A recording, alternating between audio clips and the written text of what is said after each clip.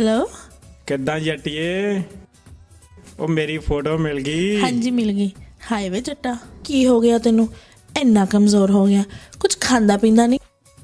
ਮੇਰੇ ਕੋਲ ਹੁੰਦਾ ਸੀ ਤੇ ਮੈਂ ਰੋਜ਼ ਤਾਜ਼ਾ ਮੱਖਣ ਕੱਢਦੀ ਸੀ ਤੇ ਤੂੰ ਖਾਂਦਾ ਸੀ, ਤਾਜ਼ਾ ਤਾਜ਼ਾ ਦੁੱਧ ਪੀਂਦਾ ਸੀ। ਹੁਣ ਵੀ ਤਾਂ ਮੈਂ ਤਾਜ਼ਾ ਹੀ ਜੂਸ ਕਰਦਾ, ਜਿਹੜੇ ਵੇਲੇ ਤੇਰੀ ਯਾਦ ਆਵੇ ਤੇਰੀਆਂ ਤਾਜ਼ਾ ਤਾਜ਼ਾ ਗੱਲਾਂ ਸੁਣ ਲੈਂਦਾ। ਹਾਏ ਮੈਂ ਮਰ ਜਾਵਾਂ। ताज़ा मोबाइल जेड़ा रिश्तियां नूं ताज़ा रखे।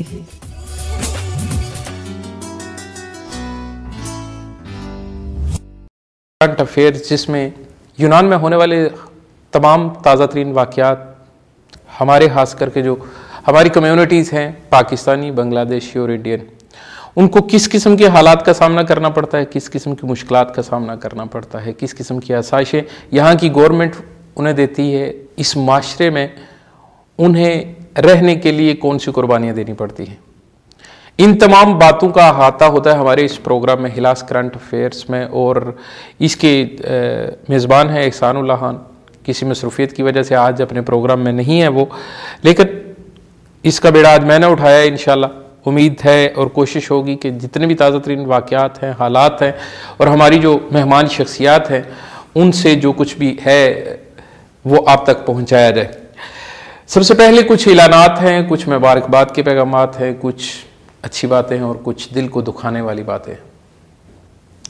मुबारकबाद के पैगामात हैं जो वो हमारे चेयरमैन ऑफ विनस टीवी जनाब ताहिर अली साहब के लिए हैं, क्योंकि उनके साहबजादे असद अली ने MBBS के इम्तहानात में कामयाबी हासिल की है क्वीन मैरी यूनिवर्सिटी UK से, तो उनको हमारी तरफ से, हमारी पूरी टीम की तरफ से ढेरों मुबारकबाद। और हमारी दुआएं हैं कि अल्लाह ताला असद अली को अपनी कौम, अपने मुल्क के लिए और जनरली तौर पर पूरी दुनिया के लिए ऐसे मुस्बत काम, ऐसे अमल करने की तौफीक दे जिनकी इस वक्त ज़रूरत है हमारी इस दुनिया को। ताहिर साहब को भी, मिसिस रुखसाना अली को भी, अनिका अली को भी, और माँ जी को स्पेशल मुबारकबाद कबूल हो हमारी पूरी टीम की तरफ से। हमारी बात तो हुई थी, आज का जो विनस न्यूज़ है उसमें भी मुबारकबाद के जो पैगामात हैं वो छपे हुए हैं, वो भी आप तक पहुंचाए जाएंगे। और सारी जो विनस टीवी की टीम है लंदन में, उनको भी कि उनके पास अभी एक उनका अपना डॉक्टर मौजूद है।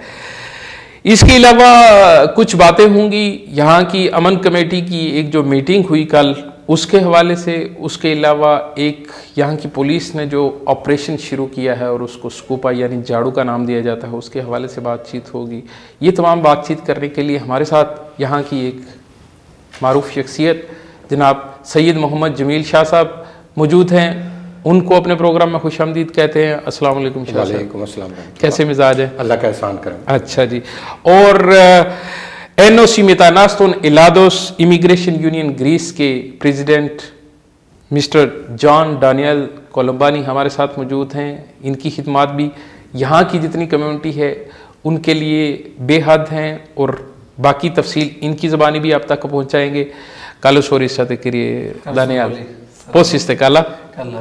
Λοιπόν, υπήρχε κίνηση στον δρόμο, γι' αυτό λίγο αργήσαμε και ξεκινήσαμε η κουβή μας λίγο αργά. Λόγω ότι οι πορείες στο κέντρο τελευταίες μέρες έχουν γίνει πυκνά και ο κόσμος δεν μπορεί να κυκλοφορεί ελεύθερα στο κέντρο. Ακριβώς. Ευτυχώς οι τηλεθεατές μας γνωρίζουν αυτό το πράγμα πολύ καλά. व्यूअर्स, जैसा कि मैंने आपको बताया कि कुछ बातें दिल को दुख पहुंचाने वाली भी होंगी, तो अभी हम एक तलाश गुमशुदा की हमारे जो विनस न्यूज़ है उसमें भी इश्तिहारात लगे हुए हैं। एक 22 साल नौजवान है जो जिसका तल्लक कोट जमल आज़ाद कश्मीर से है, मोहम्मद शफीक इसका नाम है। मैं चाहूँगा कंट्रोल रूम से रिक्वेस्ट है मेरी कि स्क्रीन पर इस नौजवान की पिक्चर है वो जो दिखाई जाए, क्योंकि हमारी कोशिश होती है कि हमारे जितने तारकीन वतन यहाँ पर मौजूद हैं, अगर वो किसी मुसीबत में हों, किसी मुश्किल में अगर फंस जाएँ, तो उसके लिए विनस टीवी अपना स्पेशल रोल अदा करे। इस वक्त स्क्रीन पर जो पिक्चर आप देख रहे हैं ये मोहम्मद शफीक की है, जिसका तल्लक कोट जमल आज़ाद कश्मीर से है। अरसा 4 माह पहले ये किरकरा से इटली जाने के लिए निकला था, लेकिन अभी तक इसकी कोई इतला नहीं मिल रही।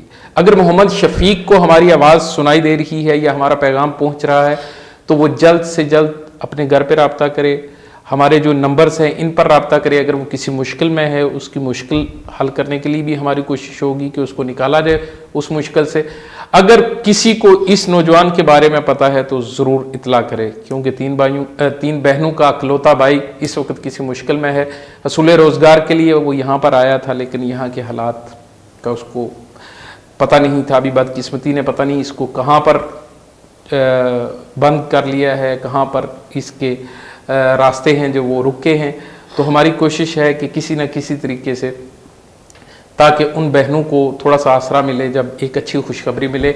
अगर किसी को भी इसके बारे में इल्म है तो बराए मेहरबानी जल्द से जल्द हमारे साथ रब्ता कीजिए। अभी हमारी जो अगली खबर है वो आज दिन 2 बजे एक बहुत ही बुरा हादसा जो पेश आया है उसके हवाले से है। तो उसके लिए मैं हमारे नुमाइंदे वहीद भट्ट साहब से बात करना चाहूँगा। कंट्रोल रूम से रिक्वेस्ट है कि जल्द से जल्द वहीद भट्ट के साथ हमारा रब्ता करवाइए, जो इस वक्त आईओ स्टेफानो में मौजूद हैं, जहाँ पर ये हादसा पेश आया, जहाँ पर एक ग्रीक जोड़ा, एक उम्र रसीदा जोड़ा, जो वो अचानक रेल की पटड़ियों पर जाकर उनकी गाड़ी उलट गई, ख़राब होगी, क्या वजह हुई, इसके बारे में हम वहीद भट्ट से पूछेंगे। और मदद करने के लिए नज़दीकी जो मुकीम पाकिस्तानी 3 लड़के थे, उन्होंने मदद करने की कोशिश की।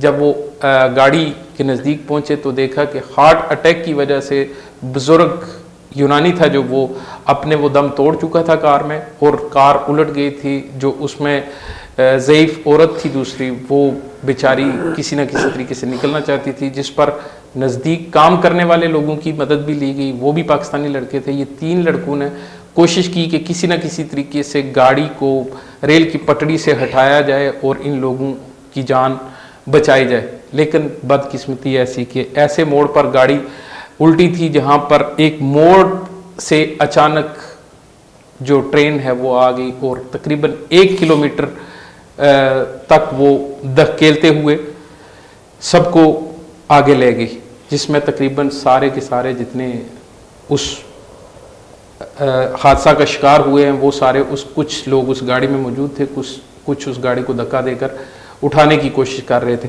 अभी वहीद भट्ट के साथ हमारा रब्ता हो गया है। हेलो, अस्सलाम वालेकुम। सर।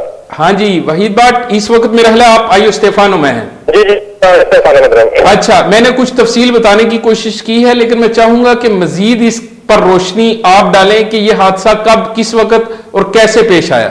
सर, ये हादसा जो पेश आया तकरीबन 2 बजे दिन का टाइम था। जी जी। जो पाकिस्तानी लड़का है, मतलब अफजाल अहमद है, जो जिसका तल्लुक खारिया से है, वो उसकी मकान बिल्कुल करीब है करके ना, मतलब ठीक। ये 2 ग्रीकी है, एक पाकिस्तानी, एक बुढ़िया, मतलब बाबा से, उसको गाड़ी उल्टी हो गई है, मतलब ट्रेन की लाइन के करीब ही। अच्छा। उसकी मदद के लिए, उसको सीधा करने के लिए गया, लेकिन उसको अकेले से सीधा नहीं हो रहा था। साथ वो 3 पाकिस्तानी काम कर रहे थे, अपनी मजदूरी वगैरह को कर रहे थे काम करना। अच्छा। उसने उनको आवाज दी है, जो उसके जानने वाले थे, मतलब गाँव के थे, मतलब ठीक। वो तीनों उसकी मदद के लिए आए। वो गाड़ी के अंदर बैठा है लड़का जो साथ वाला था, अफजाल। जी जी। अंदर बैठे, ये तकरीबन लड़के बता रहे हैं, जो धक्का लगाने वाले, वो जो एक बच्चा साथ वाला, वो ये बता रहा जख्मी है, जो उससे बात हुई, अभी उसके घर पे हूँ। अच्छा अच्छा, इस हादसा में टोटल जान बाहक होने वालों की तादाद कितनी है? जान बाहक जो हुए हैं मतलब 4 हैं, 2 ग्रीकी, 2 पाकिस्तानी है। अच्छा, और एक नौजवान है जो वो बच भी गया है। कौन कौन बच गया है? एक बच भी गया है लड़का। नहीं, 2 लड़के बच्चे हैं, मतलब जख्मी है, थोड़े तकरीबन मामूली जख्मी है। अच्छा। जरा वो 2 लड़के जो साइडों पे थे, मतलब वो वजह तो तकरीबन जो एक अंदर बैठा हुआ था लड़का, जिसकी उम्र है तकरीबन 26 साल। ठीक। 10 साल से यहाँ पे रोजगार की तलाश में मतलब अपने वालिदैन की खिदमत कर रहे हैं। अफजाल अहमद है, डल गैर, मतलब गाँव उनका, हरिया में। ठीक। और उसके साथ ही दूसरा मतलब हुमायूं नाम है, मतलब 16 साल की उम्र है, तकरीबन 2 साल से यहाँ पे आया हुआ है। मतलब हुमायूं का ताल्लुक कौन से गांव से है पाकिस्तान? डल गैर ही नाम है, वो भी उसी गांव के ही है। मतलब अच्छा, डल गैर के दोनों लड़के डल गैर के ही हैं जी? दोनों डल गैर के, और एक डल का जख्मी है, महबूब नाम है उसका जख्मी है वो। अच्छा, महबूब भी उसी गाँव का है। ठीक, उसी गाँव के है, मतलब ठीक जी। तो अभी मैं उनके घर के अंदर ही हूँ, मतलब जो मतलब उनकी हालत है सब, वो उसके चाचा है, इधर 2 चाचा है उनके, मतलब ठीक। हाँ जी। तो अभी हॉस्पिटल से आ रहे हैं, मतलब वो यही बता रहे हैं, सारे अपने यहाँ पे ये कर रहे हैं, कुछ कह रहे हैं जी हमें दे पार्टी, कुछ कह रहे हैं हमें दे, हम बताते चौधरी मुदस्सर साहब यहाँ। अच्छा, तो हमारा तो यही है कि कोई ऐसा आदमी जो उनको मिले दाद हो जाए, या आप विनस टीवी की तरफ से मतलब या किसी ग्रीकी चैनल से राब्ता करके कि जो ग्रीकी है वो बिल्कुल पास खड़े थे, कोई मदद के लिए नहीं पहुंचा। मतलब ये पाकिस्तानी है ऐसे जज्बात में आके उन मदद के लिए पहुंचे और अपनी जानों को नजराना और पेश करे। ग्रीकी पास खड़े थे जब गाड़ी ने उल्टा खाया और लड़का दूसरा साथ, अब पैसे कोई पास नहीं जा रहा था। हम तीनों पाकिस्तानी उसकी मदद कर रहे थे, मतलब जो 3-4 अभी जो दूसरे लड़के जख्मी हैं उन्हें किसी किस्म की मदद की जरूरत तो नहीं है वैद साहब?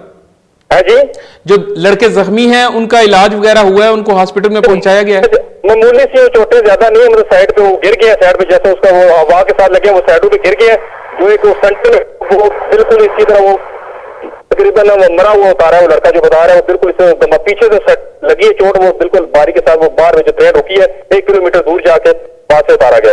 अच्छा, ठीक है। अफसोसनाक ये जो आज हादसा हुआ है, बेहद दुख की बात है। हम इस दुख में बराबर के शरीक हैं उनके साथ, और हमारी कोशिश होगी कि ये इतला है जहां तक भी ज्यादा से ज्यादा पहुंचाई जाए। और सबसे बड़ी बात है ये जो जज्बा और इंसानी हमदर्दी की मिसाल पाकिस्तानियों ने दी है, ये यहाँ यूरोप में बहुत कम मिलती है। नाम जो ग्रीकी कहते थे ये साहब, ये पाकिस्तानियों ने मतलब एक इंसानी हमदर्दी के तहत ये कुर्बानी दी है, ये एक मिसाल है। मतलब कि उन्होंने मतलब अपनी जान की बाजी लगा दी है लेकिन उनको बचाने के लिए, मतलब बिल्कुल ठीक है वहीद बात, बेहद शुक्रिया, thank you very much. Thank you, okay जनाब। व्यूअर्स, मेरा ख्याल है तफसील का आपको पता चल गया है। महबूब और हमायूं डल गेड़ खारियां से इन नौजवानों का तल्लुक था जिन्होंने ये कुर्बानी दी और 2 यूनानियों को बचाते हुए इन्होंने अपनी जान दे दी। तो इस माशरा में इस किस्म की कुर्बानियाँ बेशुमार दफ़ा दी गई हैं, खास करके पाकिस्तानियों की तरफ से। पिछले साल भी एक सुपरमार्केट जब लूटने के लिए कुछ डाकू दाखिल हुए थे तो इसी तरह के जज्बात दिखाए थे पाकिस्तानियों ने, और उस वक्त भी तमाम जितना मीडिया था उसने भी ये बात बताई थी। आज ये हमें पहली खबर मिली है जो आप तक हम पहुंचा रहे हैं कि पाकिस्तानी अपने जज्बात, अपनी इंसानी हमदर्दी की मिसालें हर दुनिया के कोने में इसी तरह दिखाते रहते हैं, लेकिन कहीं कहीं थोड़ी सी जज्बात से हटकर ज़रूरत होती है कि सोच समझ के साथ काम किए जाए। इन मामलात की तो बात हुई, इसके अलावा एक और मामला है जो पिछले हफ्ते यहाँ पर वाक़या पेश आया है। एक और खातून की डेथ यहाँ पर हो गई और डेथ के बाद उसकी पोस्टमार्टम भी हुई। पोस्टमार्टम के हवाले से 1.5 माह पहले भी एक खातून थी जिनकी यहाँ पर डेथ हुई, ये तभी मौत थी, कुदरती मौत थी, जिसके बाद पोस्टमार्टम किया गया। और पोस्टमार्टम के बाद लोगों ने, खास करके जो ख़वातीन हैं यहाँ पर, उन्होंने इस मामला को काफ़ी बड़ा इशू बनाया और कहा कि ये पोस्टमार्टम नहीं होना चाहिए था, जिसके लिए हमने यहाँ की शख्सियात के साथ रब्ता किया, उनसे पूछा कि आया कि कैसे मुमकिन है कि पोस्टमार्टम जो मुस्लिम ख़वातीन हैं उनका रोका जाए, ये कैसे मुमकिन है। इसके लिए आज हमारे पैनल, हमारी डिस्कस में ये बात मौजूद नहीं थी, लेकिन क्योंकि करंट अफेयर्स की बात चल रही है तो इस हवाले से हम यहाँ की सबसे एक्टिव शख्सियत जनाब सैयद मोहम्मद जमील शाह साहब मौजूद हैं, उनसे भी पूछेंगे कि आया कि इक़दामात करने ज़रूरी हैं कि नहीं, पोस्टमार्टम से कैसे बचा जा सकता है, या किस तरह कुछ मैनेज ऐसा किया जाए जिससे दिलों में या जहनों में बनने वाली नफरत को किसी न किसी तरीके से रोका जाए।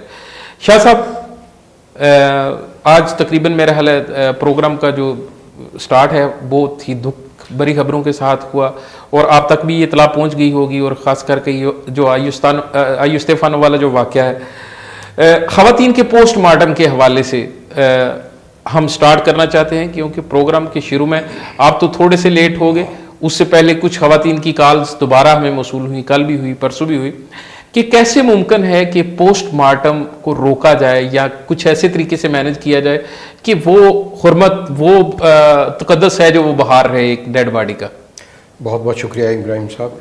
सबसे पहले तो जो आपने अंदोनाक खबर सुनाई है, एक लिहाज से दुख की भी है और दूसरी तरफ हमें फ़ख्र भी है बीइंग पाकिस्तानी के हमारे पाकिस्तानी भाइयों ने, नौजवानों ने अपनी जान का नजराना पेश करके और खिदमत खलक और एक इसार का जज्बा जो है वो एक दफ़ा फिर उसको उजागर किया है। इससे हमारी सब पाकिस्तानी बरादरी का और मुसलमानों का सर फ़ख्र से बुलंद हुआ है। हमारी दुआ है कि अल्लाह ताला जो वफ़ात पाई है उनको जवारे अपने जन्नतुल फिरदौस में जगह दे और पसमंदगान को सब्र जमील अता करे।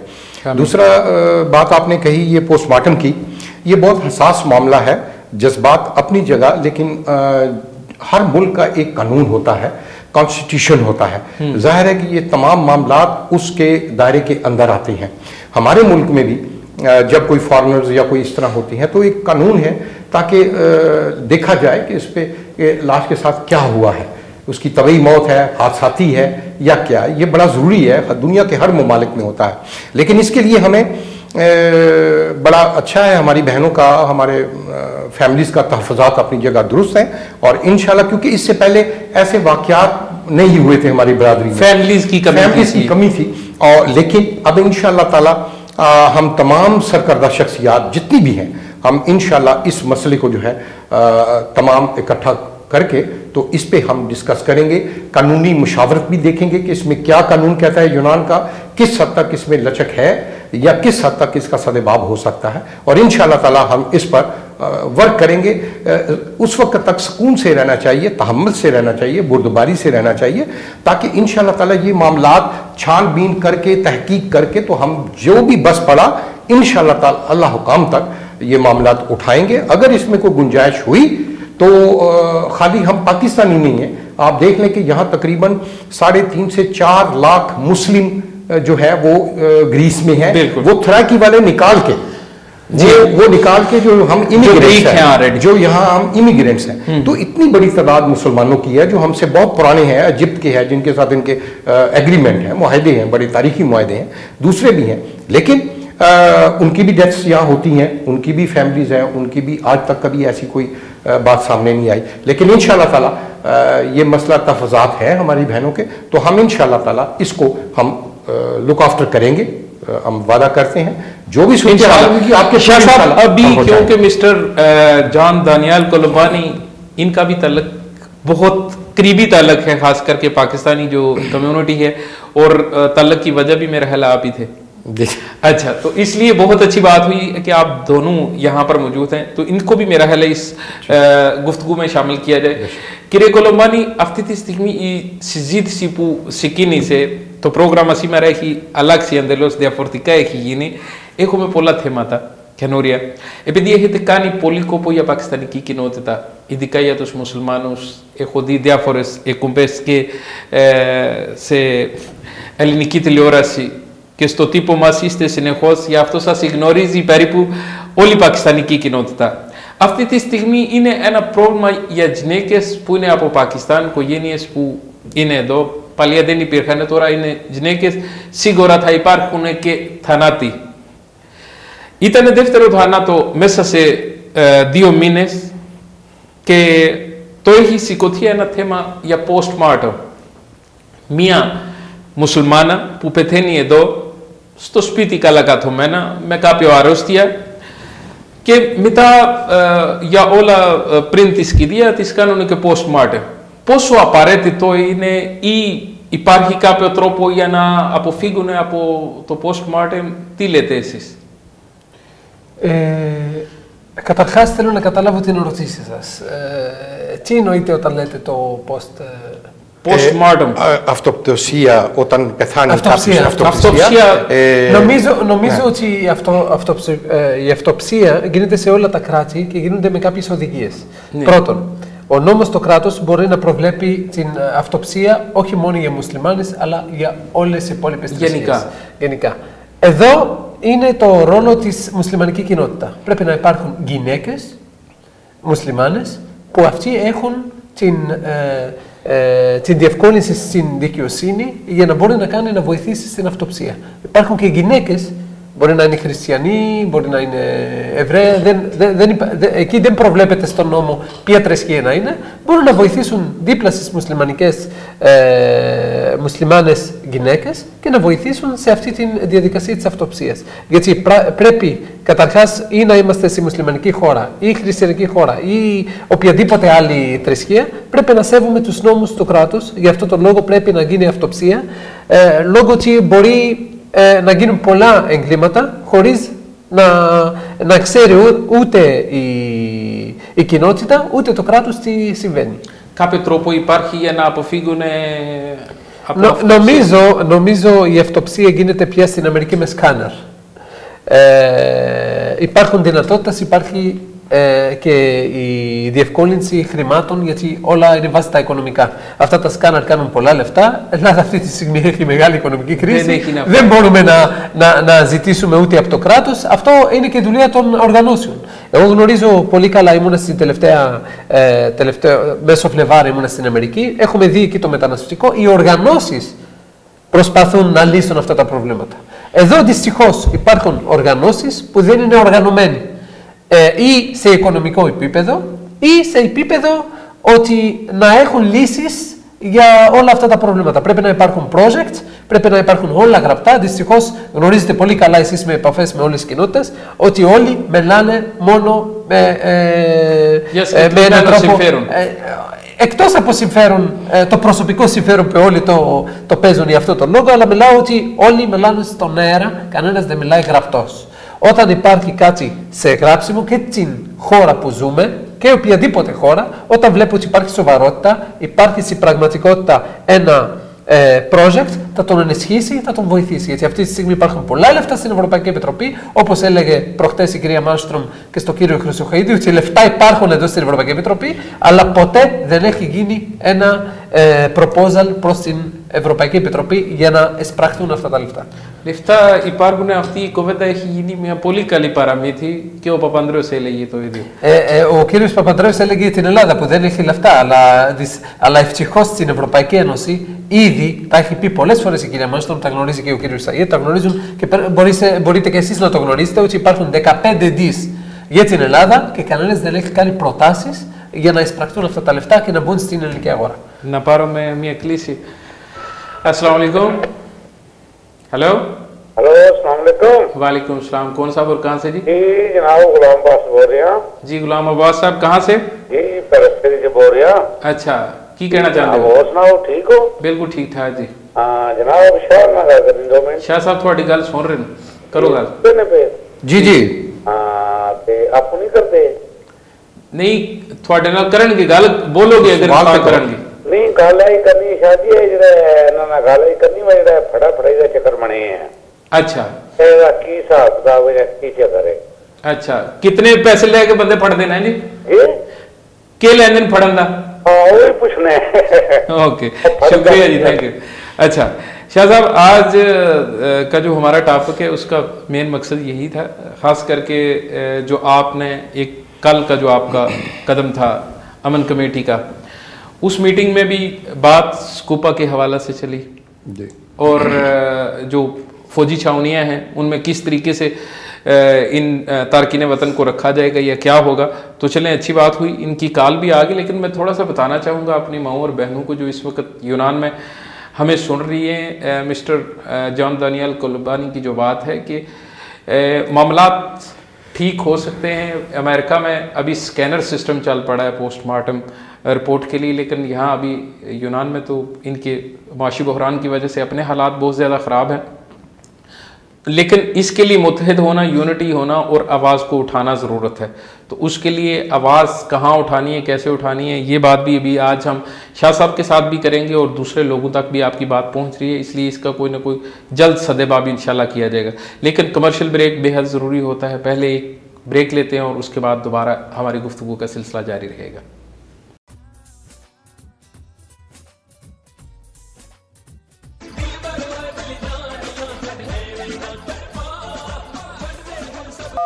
हेलो ਕਿੱਦਾਂ ਜੱਟੀਏ, ਉਹ ਮੇਰੀ ਫੋਟੋ ਮਿਲ ਗਈ? ਹਾਂਜੀ ਮਿਲ ਗਈ। ਹਾਏ ਵੇ ਜੱਟਾ ਕੀ ਹੋ ਗਿਆ ਤੈਨੂੰ, ਇੰਨਾ ਕਮਜ਼ੋਰ ਹੋ ਗਿਆ, ਕੁਝ ਖਾਂਦਾ ਪੀਂਦਾ ਨਹੀਂ। ਮੇਰੇ ਕੋਲ ਹੁੰਦਾ ਸੀ ਤੇ ਮੈਂ ਰੋਜ਼ ਤਾਜ਼ਾ ਮੱਖਣ ਕੱਢਦੀ ਸੀ ਤੇ ਤੂੰ ਖਾਂਦਾ ਸੀ, ਤਾਜ਼ਾ ਤਾਜ਼ਾ ਦੁੱਧ ਪੀਂਦਾ ਸੀ। ਹੁਣ ਵੀ ਤਾਂ ਮੈਂ ਤਾਜ਼ਾ ਹੀ ਜੂਸ ਕਰਦਾ, ਜਿਹੜੇ ਵੇਲੇ ਤੇਰੀ ਯਾਦ ਆਵੇ ਤੇਰੀਆਂ ਤਾਜ਼ਾ ਤਾਜ਼ਾ ਗੱਲਾਂ ਸੁਣ ਲੈਂਦਾ। ਹਾਏ ਮੈਂ ਮਰ ਜਾਵਾਂ। ਤਾਜ਼ਾ ਮੋਬਾਈਲ ਜਿਹੜਾ ਰਿਸ਼ਤਿਆਂ ਨੂੰ ਤਾਜ਼ਾ ਰੱਖੇ।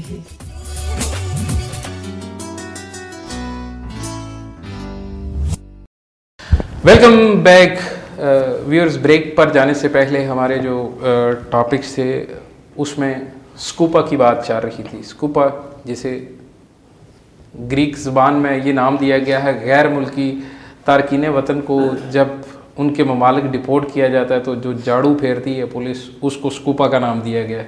जिस पर हमारी बेशुमार कम्युनिटीज़ हैं जो वो इतराज़ उठा रही हैं कि कम से कम नाम चेंज होना चाहिए।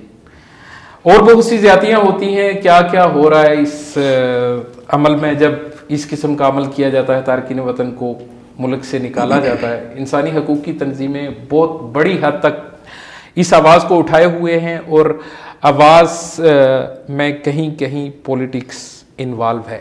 कहा जा रहा है कि बहुत जल्द यूनानी इलेक्शन हैं वो आ रहे हैं, जिसकी वजह से कुछ सियासी जमातें हैं जो वो ये रंग देना चाहती हैं, जिसकी वजह से स्कूपा का अमल किया जा रहा है, ऑपरेशन किए जा रहे हैं। कुछ दूसरी जमातें हैं जो वो ये कह रही हैं कि जिन्होंने अगर किसी ने गैर मुल्की पे हाथ उठाया या हाथ लगाया तो हम वो हाथ काट देंगे। ये थी बात अंदीफा की किरिए सैयद मोहम्मद जमील लिबोन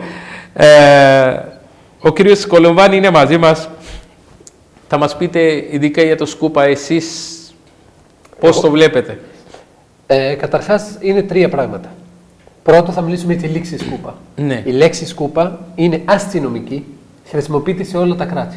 Εμείς ως... όπως ο λαός λέει κάποιες λέξεις για τους αστυνομικούς.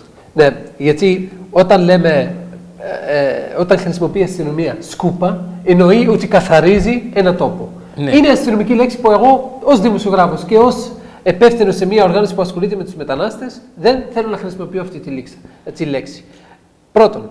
Δεύτερον, βλέπω όλα αυτά που γίνονται αυτή τη στιγμή και στη Γαλλία και στην Αμερική και εδώ στην Ελλάδα είναι προεκλογική περίοδο που χρησιμοποιούν, αν έχετε δει, και σε αυτά τα κράτη έχουν χρησιμοποιήσει την ίδια ατζέντα. Τάξη, νόμο, μετανάστευση. Γι' αυτό το λόγο οι περισσότεροι που βγαίνουν τώρα και μιλάνε για σκούπα, για μετανάστες, για αυτά, δεν υπάρχουν λύσεις. Λύση πρέπει να κάτσουν να υπάρχει μια μεταναστευτική πολιτική σαφή που μπορεί να ορίζει ότι έναν αριθμό μετανάστες όπως κάνει η Αμερική φέρνει ένα ποσοστό κάθε χρόνο από κάθε κράτος για να ζουν και να δουλεύουν αξιοπρεπείς. Απ' την άλλη πλευρά, ότι η κατάσταση που κάνουν κάποιοι μετανάστες, κάποιες κοινότητες που γειτοποιούνται, αυτό δεν βοηθάει ούτε τον εαυτό τους, λόγω ότι δεν θα ενταχθούν, δεν θα νιώθουν ότι ζουν σαν τους άλλους, πάντα θα δει ξένους, ο άλλος είναι Έλληνας, εγώ είμαι ξένος, και δεν θα ενταχθεί. Εγώ θέλω να μην υπάρχει αυτή την γειτοποίηση, η γνώμη μου, να αφομοιωθούν μέσα στην ελληνική κοινωνία. Δεν είπαμε να αφομοιωθούν τη σημαίνει να χάσουν τα παραδοσιακά τους και τα έθη και τα έθιμά τους και να μπουν σε ελληνική παράδοση. Όχι, να κρατήσουν την κουλτούρα τους, το σεβασμό στο κράτος που ζουν, για να μπορούν να μην νιώθουν ξένοι. Αυτό είναι το ζητούμενο. Αν τώρα το ζητούμενο ότι πρέπει να γετοποιηθούμε, να ζούμε μόνο με τον εαυτό μας, εκεί νιώθεις ότι είναι κράτος μέσα σε άλλο κράτο. Που αυτό δεν το θέλει κανένας. Ούτε στο Πακιστάν, όταν έχει γίνει το ζήτημα με τους Αφγανούς μέσα στο Πακιστάν στα σύνορα, κανένας δεν ήθελε ότι οι άλλοι που προέρχονται από άλλα κράτη να γετοποιούνται και να νιώθουν οι πατριώτες ότι μπαίνουν σε ένα κράτος μέσα στο κράτος τους. Κανένας δεν το θέλει. Κύριε Κολομπάνη, έχουμε ένα παράπονο. Όλος ο κόσμος, ειδικά η δική μας κοινότητα, όταν κάνατε ένωση μετανάστων και μέχρι τώρα, πολλοί που θεωρούν ότι είστε δεξιώσεις, από το λαό έχετε καλές σχέσεις, τη στιγμή όταν το βλέπουμε αυτό το πόνο, αυτή η συζήτηση και πάντα σας βλέπουμε υπέρ του μετανάστη, σε αυτή τη εμφιβολία μπορείτε να μας καθαρίζετε κάποια πράγματα? Ακούστε. Υπήρχα δημοσιογράφος στην εφημερίδα Α1. Δεν τι σημαίνει ότι δουλεύει σε μια εφημερίδα και τρως το ψωμί σου, ότι οι ιδεολογίες, η εφημερίδα, αν δείτε τα άρθρα, να σας τα φέρω να τα δείτε, αν δείτε τα άρθρα, ήταν όλα υπέρ των μεταναστών. Δεν ήταν κανένα άρθρο κατά τους μετανάστες. Πρώτο. Δεύτερον, δεν τι σημαίνει ότι δουλεύετε εσείς με έναν εργοδότη κάπα που είναι σε ένα κόμμα, τι σημαίνει ότι εσύ ταυτίζεσαι με το ίδιο κόμμα. Εσύ παίρνεις το ψωμί σου, γράφεις τα άρθρα που πιστεύεις ως δημοσιογράφος, όχι κατευθυνόμενη δημοσιογραφία. Το δεύτερο λόγο ότι και οι οργανώσεις κάνουν πολιτική, καταλαβαίνετε τι εννοώ, ότι και οι οργανώσεις κάνουν πολιτική χωρίς να το θέλουν, παρόλο που έχουν κοινωνικό έργο, εκεί πολλοί από ρεύμα της αριστεράς βλέπουν ότι θέλουν να ανεξαρτοποιηθούν οι μετανάστες από τα κόμματα, γιατί πάντα αυτά τα έχετε ακούσει. Δεν θέλουν μετανάστες να ταυτίζονται με κόμματα. Μπορώ εγώ να πιστεύω τι πιστεύω, μπορώ να είμαι αριστερός και πιστεύω στην αριστερά. Ψηφίζω αριστερά. Αλλά στην οργάνωση θα είμαι ο εκπρόσωπος των μεταναστών. Δεν θέλουν να ταυτίζεται έναν εκπρόσωπος των μεταναστών με κάποιο κόμμα. Γιατί Εγώ πιστεύω στο διάλογο. Όταν αρχίζαμε την Ένωση, πήγα σε όλα τα κόμματα. Μπορεί τα κόμματα της αριστεράς ενοχλούνται λόγω ότι πήγα σε όλα τα κόμματα. Μέχρι κάτοικοι του Αγίου Παντελεήμωνα που μπορούν να ταυτίζονται αυτοί ότι είναι χρυσαυγίτες, κάναμε διάλογο. Ήταν και ο κύριος Σαγέτη, ήταν και άλλες κοινότητες. Γιατί πιστεύω ότι στο διάλογο διαλύει αυτό το ζητούμενο που υπάρχει των εντάσεων.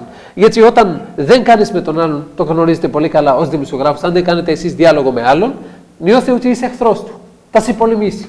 Όταν έρχεται, κάθεστε στο τραπέζι, σκέφτεται πριν να κάνει κάθε κίνηση. Είναι από αυτή τη σκέψη πάω εγώ πάντα και ζητάω με όλους.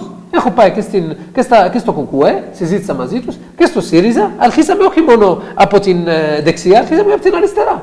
Ότι λόγω ότι υπάρχει ένα φαινόμενο στην Ευρώπη και σε όλο τον κόσμο, ότι πάντα οι σοσιαλιστές και οι αριστεροί, αυτοί πράγματι υπερασπίζουν τους μετανάστες. Πράγματι. Αλλά λόγω ότι δεν πρέπει σε αυτή τη χώρα, δεν είναι ξεκάθαρα ποιος είναι αριστερός και ποιο κόμμα εκπροσωπεί σοσιαλισμό. Βλέπετε τώρα τα τελευταία μέτρα, δεν είναι καθόλου σοσιαλιστές. Δεν φαίνονται σοσιαλιστές. Υπάρχει όμως μια εκμετάλλευση από είτε αριστερά είτε από δεξιά. Για αυτό τον λόγο. Έχουμε μια κλίση να πάρουμε και λέμε και για αριστερά. अस्सलाम वालेकुम। हेलो हेलो जी, कौन साहब और कहाँ से? जी तो जनाब निकिया तो बोल रहे हैं। निकिया तो बोल रहे हो, कौन साहब? राशिद अली पे बोल रहे हैं जनाब। राशिद अली साहब की कहना चाहते हो? जी कुछ कागजात के मसले पूछना चाहते थे। क्या होया, खराब हो गए कागज या बनवा ले जे? जी बनवाए ने ते 2001 दी इमिग्रेशन है। अच्छा 2001 दी इमिग्रेशन हुन बनवाए जे? नहीं उदू ली ने पर 1.5 साल हो गया पाकिस्तान से गए थे, वो खत्म हो गए ने। तो बाद ना को नहीं बना सके। अच्छा चलो जो इमिग्रेशन खुल दी है बन जाएंगे, थोड़े शुक्रिया। शाह साहब अभी इसका जवाब मेरा ख्याल है आपके पास भी नहीं था। ऐसी बात है जिस वक्त तक कोई इमिग्रेशन खुलेगी नहीं, कोई नया लॉ नहीं आएगा, उस वक्त तक कोई भी इसका जवाब नहीं दे सकता। अगर आप कहें कि इसका कोई हल करेगा तो कानूनी तौर पे इसका कोई हल नहीं है। अगर कोई करेगा तो वो 2 नंबर ही करेगा, जालसाजी करेगा। अभी जो मिस्टर कोलंबानी के साथ मेरी बात हो रही थी, बात ये थी कि इनको अक्सर औकात ये समझा जाता है कि योर्गो काराजाफेरी के साथ इनके तल्लक थे, लाओस के साथ इनका तल्लक था। लेकिन अभी जो इन्होंने ये बताया कि एक अखबार में काम करने से या उसमें कॉलम लिखने से बंदा उस पार्टी का नहीं हो जाता। या मकसद ये नहीं है कि आप दाएं हाथ की जमातों का हथियार बन गए या बाएं हाथ की जमातों का हथियार बन गए। देखना ये होता है कि आप अपनी कौम के लिए, अपने तारकीन वतन के लिए क्या अमल कर रहे हैं। और मैं हमेशा कोई भी ऐसा सबूत नहीं है जिसमें यह कहा जाए कि मैंने तारकीन वतन के लिए अपना मुस्बत रोल अदा नहीं किया। अच्छा अभी एक और कॉलर है हमारे साथ, देखते हैं क्या कहते हैं। अस्सलाम वालेकुम।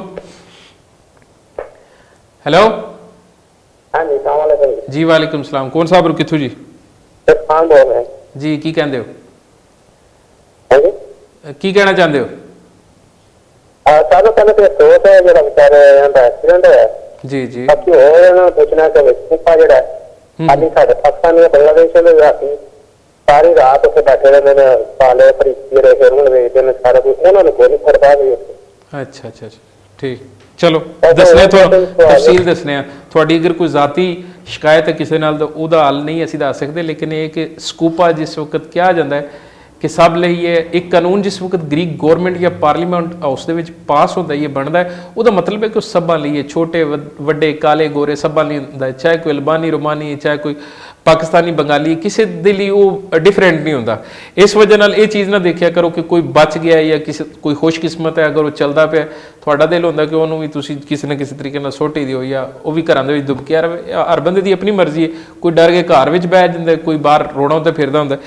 अच्छा अभी व्यूअर्स यही बात है जो हमारी चल रही थी मिस्टर कोलंबानी के साथ कि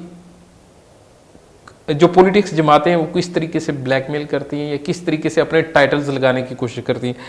ये सवाल पाकिस्तान कम्युनिटी के सदर जावेद असलम आराई के साथ भी किया गया था कि आप भी पासोक के हथकंडे बने थे जिस वक्त पासोक की हुकूमत नहीं थी।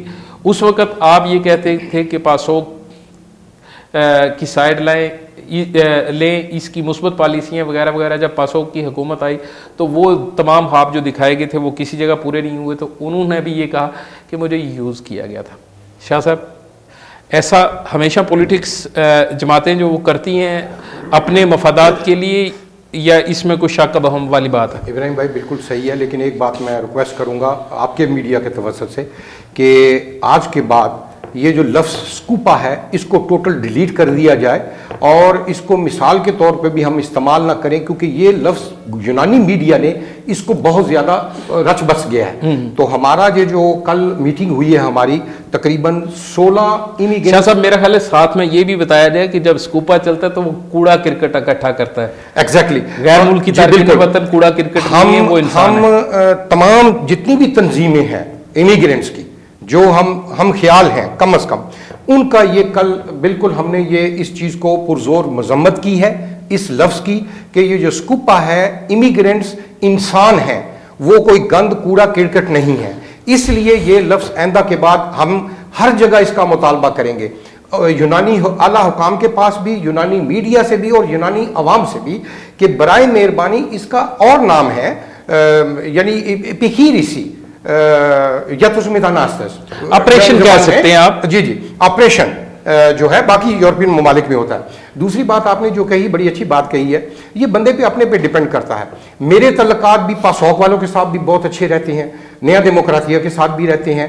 ये अपने पे डिपेंड करता है कि आप अपने मसाइल, अपनी कम्युनिटी के जो जायज़ मसाइल हैं, आप ऐसे तल्लुकात रखें जो कम्युनिटी के उनके मसाइल हल करने के लिए उनको फायदा पहुंचे।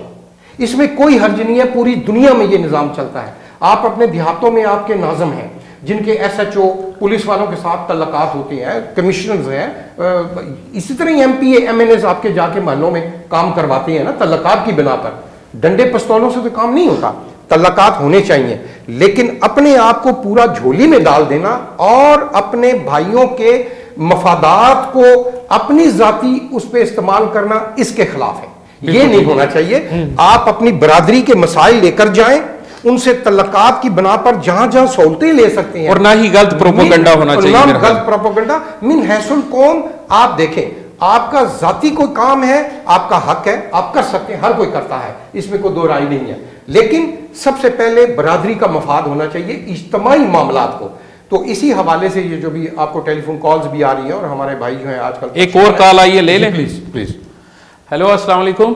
वालेकुम सलाम सर, मेरा नाम गिल रज़ाक है, न्याय यूनियन तो बोल रहे हैं जी। की कहना चाहते हो सर? मैं साडे कोल भी बेहोशी है जेडी देखस्तेरी वाली सफेद, अच्छा, एरे बारे में मालूमात करना चाहते हैं। अच्छा, चलो ठीक है। आज का जो मसला है थोड़ा सा जनरली है, स्कूपा के बारे में हम बात कर रहे हैं। बाद में शाह साहब दोबारा प्रोग्राम्स में आते रहेंगे, आपकी बेव्यूसी के बारे में भी बात करेंगे। अगर ज़्यादा तफसील से पूछना है आपने तो प्रोग्राम के बाद दोबारा कॉल कर लीजिए। जी, उसमें अब ये है कि हमने कल अमन कमेटी, कल 3 निकात है, जो 3 निकाती एजेंडा था आपका। 18 कम्युनिटीज इकट्ठी हुई, जिसमें NOC में तनासुन भी थे, इनके नुमाइंदे Iraq, Syria, Kurd, Afghanistan, Bangladesh, Pakistan, India, ये सारे इकट्ठे हुए।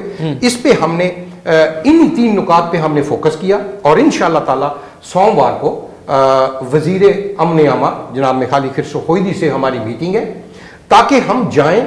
और यही मीडिया का भी काम है, और कुछ जो दूसरी तंजीमें हैं वो इसको गलत रंग भी दे रही हैं, और जायज़ है क्योंकि ये अभी इलेक्शन के दौरान ये चीज़ शुरू हुई है। हमारा भी ये तहफ़्फ़ुज़ात है कि हम कम अज़ कम अप्रोच करें, हमें वज़ीर मसूफ़ हमें ये जो सेंटर बना रहे हैं, हिफाजती मराकज़ बना रहे हैं, इसके मुतालिक हमें ब्रीफिंग दें। हमने ये तहिया किया है कि अगर हम तमाम ये इमिग्रेंट्स अदारे, तंजीमें, अगर तो यूरोपियन स्टैंडर्ड के मुताबिक, मैंने बर्लिन भी विजिट किया है, फ्रांस भी, जर्मनी भी, जो हिफाजती सेंटर वहाँ बने हुए माशाल्लाह, उस स्टैंडर्ड का अगर ये यहाँ बनते हैं तो बहुत अच्छी बात है इब्राहिम भाई। क्योंकि हमारे आप देख लें कि अब ये टीवी पे मीडिया दिखा रहा है यूनान, हमारे घरों में 10-10, 15-15 रहते हैं छोटे छोटे कमरों में, सहूलत, तिब्बी सहूलतियात नहीं है, खाने पीने के प्रॉब्लम है, गंदगी है। कम से कम वहां अगर ये रहेंगे, खाने पीने की, कपड़े धोने की, फिर दूसरा हमने ये एक तजवीज़ की है कि हमारी ये जो कमेटी होगी मुसलसल हर महाना बेस के ऊपर हम उन सेंटर्स का दौरा करने की इजाज़त दें, ताकि हम करीब से देखें कि वो सहूलियात मौजूद हैं, इंसानी हमदर्दी के तमाम तकाजे पूरे किए जा रहे हैं। इबादत के लिए उनकी अलग कमरा होगा, कुरान पाक, मस्जिद, खेल का ग्राउंड होगा, वो कमरों में कैद नहीं होंगे। सोने के लिए वो सहूलियात जो दूसरे ममालिक में गैर मुल्कियों को दी जा रही दी जाएंगी, तो फिर ये सेंटर होने चाहिए। इसमें कोई हर्ज नहीं है, बजाय बाहर रहने के उसमें ये भी कहा सूरत दीकर एहतजाज होगा आपकी तरफ से। बिल्कुल, हम सब एक कॉल ले लें जी प्लीज। हेलो अस्सलाम वालेकुम। हेलो अस्सलाम वालेकुम। वालेकुम सलाम। कौन साहब और कहाँ से जी? मैं काशी बोल रहा हूँ मुनिया से। हाँ जी, क्या कहना चाहते हैं? सर मैं अपने पेपरों के मुतालिक मालूमात बात करना चाहता हूँ। काशी, आप ऐसा कीजिए, इतवार वाले प्रोग्राम में कॉल कीजिए या प्रोग्राम के बाद कॉल कीजिए ताकि आपकी डायरेक्ट बात शाह साहब से तफसील के साथ हो जाए। अच्छा जी, आज पेपर्स की कालें आपको तो देखते ही पेपरों वाले उमड़ आते हैं बस सारा दिन ये फोन पे लगे रहते हैं। Itane sin Ameriki taliftes μέρες ο λόγος ήταν προσωπικό ή κάτι? Όχι, δεν ήταν προσωπικό. Αν δεν ήμουν πρόεδρος της Ένωσης Μεταναστών Ελλάδος, δεν θα ήμουν εκεί προσκεκλεσμένος από την State Department, από την Αμερικανική κυβέρνηση. Ξέρετε πολύ καλά ότι οι Αμερικανοί, όταν βλέπουν κάποιον προσπαθεί να κάνει κάποιες δουλειές και να πάρει γραμμή, προσπαθούν να τον βοηθήσουν με όλους τους τρόπους. Μου είχαν κάνει πρόσκληση, πήγαμε εμείς 3 άτομα από την Ελλάδα, 2 δημόσιοι υπάλληλοι, έναν είναι σύμβολος της κυρίας Διαμαντοπούλου και η άλλη κυρία ήταν διπλωμάτης από το Υπουργείο Εξωτερικών. Πήγαμε εκεί να μάθουμε πώς μπορούμε να εντάξουμε τους μουσουλμάνους μετανάστες στην ειρηνική κοινωνία. Να πάρουμε κάποιο παράδειγμα, να δούμε τι γίνεται εκεί στο μεταναστευτικό. Είχαμε πάει 4 υπουργεία, το Υπουργείο Δημόσιου Τάξεως της Αμερικής, που ασχολείται με άσυλο, με τα σύνορα, με τις βίζες, με τα πάντα, όπως λέγεται το Homeland Security Department.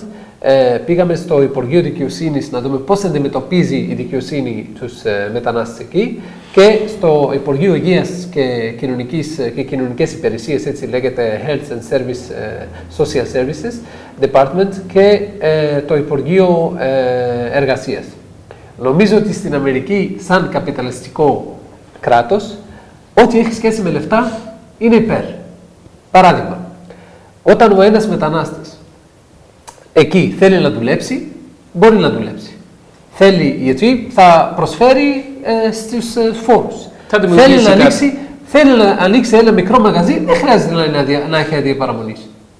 Μπορεί να είναι undocumented migrants, αλλά μπορεί να ανοίξει ένα μαγαζί. Θέλει να πάει το παιδί του στο σχολείο. Απαγορεύεται ρητά να ρωτήσουν στο σχολείο αν ο πατέρας του έχει άδεια παραμονής ή όχι. Αν θέλει να πάει στην αστυνομία να καταγγείλει, απαγορεύεται πάλι να ρωτήσουν το στάτους του, αν είναι legal ή illegal. Το θέμα εκεί στην Αμερική είναι αλλιώς. Το κράτος δεν προσφέρει τίποτα, αλλά οι οργανώσεις είναι πολύ καλά οργανωμένα. Έχω δει το μεγαλύτερο τζαμί στο Detroit, Michigan, που ήταν οι Σιήτες από Λίβανον, Ιράν κτλ. Είχαν μεγάλο τζαμί, το έχουν χτίσει μόνοι τους. Γι' αυτό, αν έχετε δει τη συνέντευξη τύπου που έδωσα σε όλα τα κανάλια, ήταν μαζί μας και ο κύριος Σαΐετ σαν εκπρόσωπος των Μουσουλμάνων στην Ένωση, που πάντα εγώ είμαι δίπλα του λόγω ότι είναι μετριοπαθής. Εγώ στα άκρα δεν θέλω και δεν πάω. Δεν κάθομαι. Δεν κάνω δουλειές με άκρα. Μπορώ να κάνω διάλογο, αλλά δουλειές δεν θα κάνω.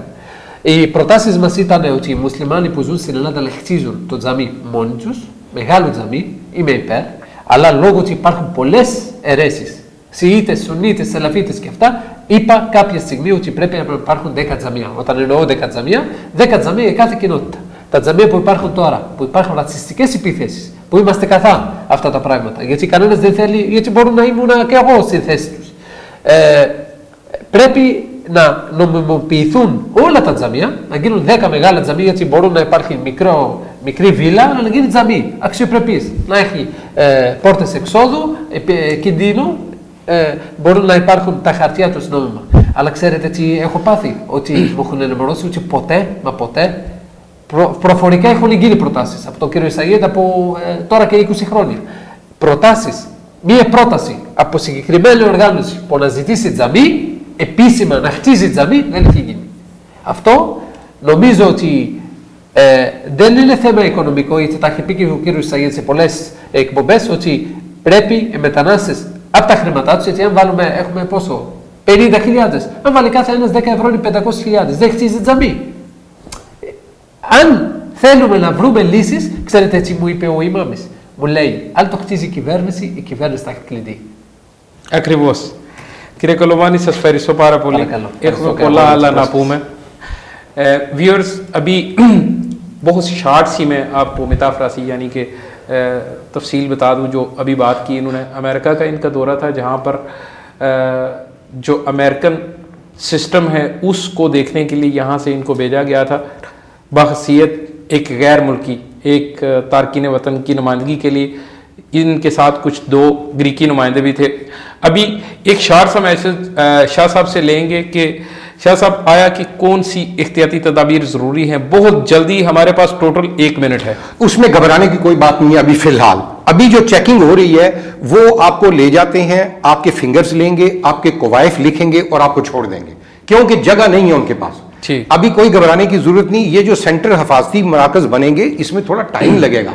इसमें अभी एक उनको मिला है जो तैयार है ओलंपिक गेम्स में, पुलिस एकेडमी वहां थी, पुलिस वाले रहते थे, उसको भी थोड़ा सा रेनोवेशन करना है। वो 1000 आदमियों की जगह है, अमिदगाला यहाँ जगह है नजदीक जहां पुलिस एकेडमी है। वो पासके के बाद ऐलान ये किया है। अब हम इंशाल्लाह मंडे को जब जाएंगे, अभिरन भाई आप भी साथ होंगे, वीनस टीवी की तरफ से आप कवरेज करेंगे और इंशाल्लाह हम पूरी तफसीलात जो है आइंदा अपने प्रोग्राम्स में, अपने घबराने की बात नहीं है लेकिन एहतियाती तदाबीर फिर भी जरूरी है। जरूरी नहीं कि आप आग में कूदें, अपने घरों में आराम से बैठें, बाहर गैर जरूरी मत निकलें और अपने डॉक्यूमेंट्स असली साथ रखें। अगर जाली डॉक्यूमेंट रखेंगे तो आप पे जालसाजी का भी मुकदमा बन जाएगा। पेपर नहीं है उससे आपकी बचत भी हो सकती है, आप ब्लैकलिस्ट नहीं होंगे, ये तय है इस चीज के लिए। ये मशवरे, ये तजावीज़ बहुत ज़रूरी थी। शॉर्ट से गुफ्तगू में मेरा ख्याल है आपको तफसील के साथ इन बातों का पता चल गया होगा। हम शुक्रगुजार हैं अपने मेहमानों के, मिस्टर कोलोमानी सफेरिस्तो पारा बोले थायको में एक सना आफ्ती थी कोवेदा। शाह साहब बेहद शुक्रिया।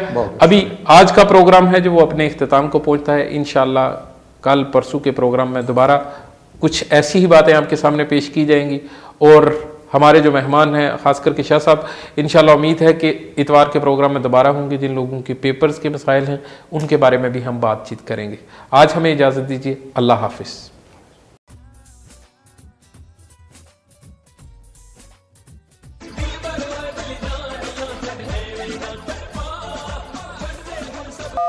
हेलो, किद्दां जट्टिए, ओ मेरी फोटो मिल गई? हाँ जी मिल गई। हाय वे जट्टा, की हो गया तेनू? ਇੰਨਾ ਕਮਜ਼ੋਰ ਹੋ ਗਿਆ, ਕੁਝ ਖਾਂਦਾ ਪੀਂਦਾ ਨਹੀਂ। ਮੇਰੇ ਕੋਲ ਹੁੰਦਾ ਸੀ ਤੇ ਮੈਂ ਰੋਜ਼ ਤਾਜ਼ਾ ਮੱਖਣ ਕੱਢਦੀ ਸੀ ਤੇ ਤੂੰ ਖਾਂਦਾ ਸੀ, ਤਾਜ਼ਾ ਤਾਜ਼ਾ ਦੁੱਧ ਪੀਂਦਾ ਸੀ। ਹੁਣ ਵੀ ਤਾਂ ਮੈਂ ਤਾਜ਼ਾ ਹੀ ਜੂਸ ਕਰਦਾ, ਜਿਹੜੇ ਵੇਲੇ ਤੇਰੀ ਯਾਦ ਆਵੇ ਤੇਰੀਆਂ ਤਾਜ਼ਾ ਤਾਜ਼ਾ ਗੱਲਾਂ ਸੁਣ ਲੈਂਦਾ। ਹਾਏ ਮੈਂ ਮਰ ਜਾਵਾਂ। ਤਾਜ਼ਾ ਮੋਬਾਈਲ ਜਿਹੜਾ ਰਿਸ਼ਤਿਆਂ ਨੂੰ ਤਾਜ਼ਾ ਰੱਖੇ।